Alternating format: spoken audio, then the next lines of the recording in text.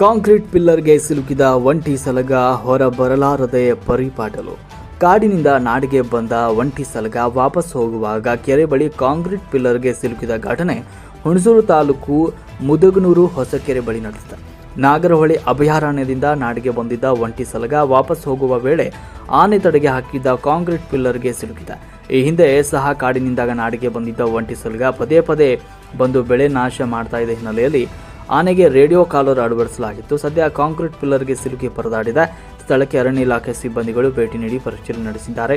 ಆನೆಯನ್ನು ಬಿಡಿಸಿ ಕಾಡಿಗೆ ಕಳುಹಿಸಲು ಕಾರ್ಯಾಚರಣೆ ನಡೆಸಿದ್ದಾರೆ.